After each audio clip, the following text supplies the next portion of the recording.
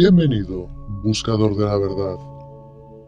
Vamos a tocar hoy un tema relevante, un cambio de fase, un complemento inevitable en nuestro cuestionamiento de este mundo con el cual antes o después íbamos a toparnos. Ya fuimos conocedores de la historia del almirante Byrd, al igual que el de la tecnología nazi de época, del contacto más que aceptado de otras razas terrestres con la nuestra. Y hoy una pregunta inevitable. ¿Por qué se ha ocultado todo este conocimiento al ser humano? La respuesta es sencilla y se llama Majestic 12. Ese es su nombre en clave, pero situémonos en contexto. Eso sí, si antes no conoces absolutamente nada de nada, ya sea porque eres nuevo o te saltaste toda la historia relacionada con Bert, te pido por un instante que pares el vídeo y busques las 3 o 4 partes que ya publicamos anteriormente y que, si recuerdo, te dejaré por aquí en algún lugar de la pantalla. Por eso, tómate tu tiempo, ve y continúa con el vídeo una vez finalices esa saga para comprender todo lo que está por venir. Y bien, si ya has vuelto o simplemente continúas el vídeo porque conoces la historia, debemos saber que desde ese punto nada vuelve a ser igual. Por un lado, en esa operación llamada High Jump, la cual fue financiada por el ejército norteamericano y la familia Rothschild, se descubre una serie de bases y ciudades extraterrestres, pero no como nos las venden. No sé si me entendéis, no como ciudades de otros mundos más allá de nuestro planeta, no, extraterrestres, un pedazo de esta misma Tierra, pero más allá de la Antártida, es decir, un terreno extra de la Tierra. Pues bien, en este terreno parece existir otra raza inteligente y muy superior a la nuestra, y estos se hacen llamar arianos, con los cuales se tiene contacto y se utiliza al almirante Byrd como mensajero a la humanidad, advirtiéndole a él que el armamento nuclear no es una tecnología apropiada para el ser humano, y cómo esta misma puede llevar a la destrucción de nuestra especie. Este mensaje, como bien sabemos, es comunicado al presidente de los Estados Unidos en la época, pero este, en vez de hacer algo, le ordena no hablar sobre el tema con nadie. Y es en esta misión donde se descubre, aparte de todo esto, que la Tierra es algo muy diferente y más complejo de lo que creíamos hasta entonces, y que guarda en sí muchísimos secretos ocultos hasta entonces al ser humano. Y lo más importante e impactante, la convivencia en nuestra Tierra con diferentes razas. Todo esto, suponemos, sucede entre 1947 y 1948. A partir de este momento comienza a tratarse por la Tierra infinidad de casos relacionados con este tipo de seres. Comienza a hablarse de lo que podría denominarse como la era OVNI.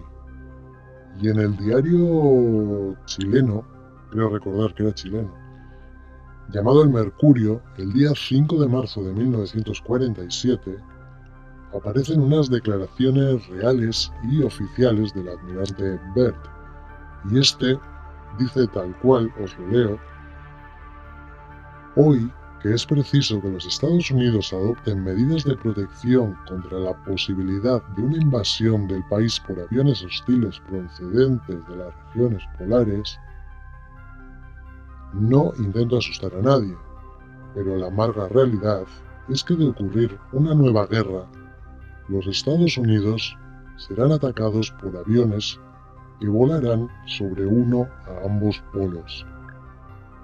No puedo menos que hacer una fuerte advertencia a mis compatriotas en el sentido de que ha pasado ya el tiempo en que podíamos refugiarnos en un completo aislamiento y descansar en la confianza de que las distancias, los océanos y los polos constituyen una garantía de seguridad. El almirante encareció la necesidad de permanecer en estado de alerta y vigilancia a lo largo de las fronteras de hielo que constituyen los últimos reductos de defensa contra una invasión. Por lo que en parte nos queda claro que Bert termina viendo a esta especie con la que se reúne como una amenaza y nos queda la duda de si le advirtieron de algo más que no contó en su diario. Quizá estos seres se alertaron cuando el ser humano llegó a aquellas instalaciones teniendo el conocimiento de las armas nucleares. ¿Por qué si no esta visión tan drástica de autodefensa? Sabemos que tras la misión High Jump y Deep Freeze, los militares vuelven de aquella aventura, llamémosla así, destrozados de una batalla sin sentido ni lógica en plena Antártida. Creo que fue la famosa batalla de los pingüinos. La llamaron así porque se decía que había pasado, se había luchado contra los pingüinos y habían acabado así. Pues esa es la pregunta, ¿contra qué lucharon? ¿Quizá contra esos seres? Él nunca lo llega a aclarar y tan solo sabemos que a su regreso es hospitalizado y según se dice se le prohíbe dar conferencias de prensa por el resto de su vida. El mismo presidente americano Harry Truman declara poco después de la llegada de estas misiones que estos objetos existen y que deben ser investigados. Y todo esto declarado en prensa a modo oficial, no es nada inventado. Anteriormente, si nos vamos a 1942, sucede algo increíble, completamente documentado y real, y que seguramente esté relacionado con estas misiones de High Jump y Deep Freeze.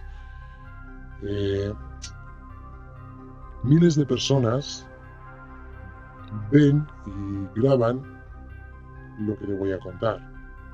Todo empieza sobre las 3 de la madrugada. Suenan las alarmas y se detecta una especie de nave por los cielos de Santa Mónica. Las baterías antiaéreas abren fuego y disparan entre unos 1200 a 1400 proyectiles, pero aún así no consiguen derribar esa nave que se acerca. Nos preguntamos, ¿fue esa la nave que enviaron los arianos a las cuales le hicieron mención a Bert en su viaje? Con la cual o las cuales durante la Segunda Guerra Mundial fueron a observar perplejos lo que el ser humano hacía a modo de aviso o como una especie de presencia. Querían mostrarse al mundo y advertirnos sobre el peligro de la utilización de estas armas. Imagino que para ellos es como ver a niños jugando con fuego, ya que si no recuerdo mal, en sus declaraciones sí que comentaban eso, como que era algo que no estaba preparado para nosotros, que era algo que debíamos no depender de esas armas, ni de ir a la guerra, ni de luchar entre nosotros. Pues bien, la Marina, por supuesto, y después de todo el alboroto, declara que se trata de un globo meteorológico para calmar a la población, como no. Pero de ser así, no lo hubieran reconocido los radares militares. ¿Por qué lanzar toda la artillería para destruirlo?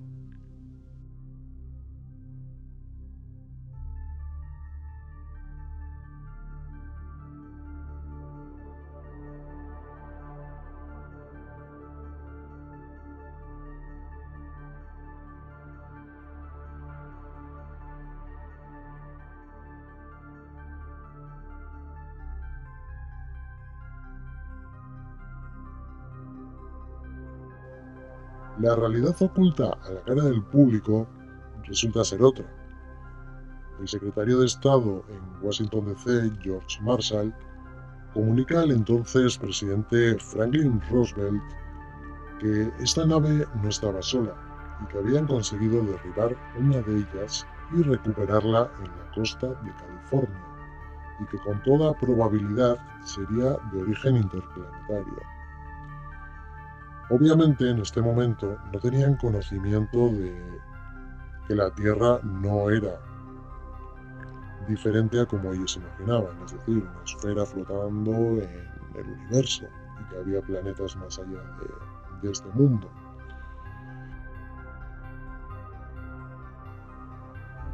Entonces yo me pregunto, ¿descubrieron aquí el origen de estas naves? Es decir, el origen antártico, extrapolar de estas naves. Y por eso se realiza posteriormente la misión High Jump, en busca de estos seres que ya los nazis parece que conocían. Marshall en ese momento recomienda crear una unidad de inteligencia para investigar más el fenómeno y de inmediato se le acepta esa propuesta y se crea la unidad de fenómenos interplanetarios. Pero no nos perdamos, vamos a volver al punto anterior. Al poco de declarar Harry Truman la existencia de esas naves y cómo pasados unos pocos años después, entre 1947 y 1959, se decide bloquear todo este tipo de información que abundaba tanto en prensa como en televisión y tomar ciertas medidas, pudiendo llamarlo de alguna manera más adecuada como censura u ocultamiento. Por ello se crea a modo de emergencia un plan llamado Majestic 12, donde se pretende controlar y desmentir toda esta información que estaba desbordando al mundo con el temor de una invasión extraterrestre. Claramente se dan cuenta que el ser humano no estaba preparado para este tipo de información libre, ya fuera tanto sobre otras razas, sobre otros misterios de la Tierra, o sobre cualquier tipo de conocimiento sobre nuestro origen, nuestra historia. A día de hoy, todo esto, toda esta documentación, todos estos proyectos se niegan. Pero sí que es cierto que tanto las cartas como las firmas y documentos de todo esto existen. No van a reconocer su existencia, ya que podría ser un caos para el mundo tener todo este conocimiento, y en parte es entendible. Pues bien, este plan estuvo finalmente compuesto por 12 personas que serían los únicos conocedores de todos estos secretos, tanto los secretos del almirante Byrd como de otras razas o seres existentes, y estuvo compuesto por los siguientes nombres. Entre ellos el almirante Roscoe Hillenkoetter. Perdonad mi pronunciación porque la verdad sé que no es muy buena y estos nombres extraños me gustan más. Tenemos también al Dr. Vannevar Bush, James Forrestal, sustituido después de su muerte por el general Wardell Bedell Smith. Tenemos a Nathan Twining, al general Hoyt Vandenberg, al Dr. Detlef Blanc, al Dr. Jerome Hunsaker, al almirante Sidney Sowers, Gordon Gray, Dr. Donald Menzel, el general Robert Montage y el Dr. Lloyd Berkener.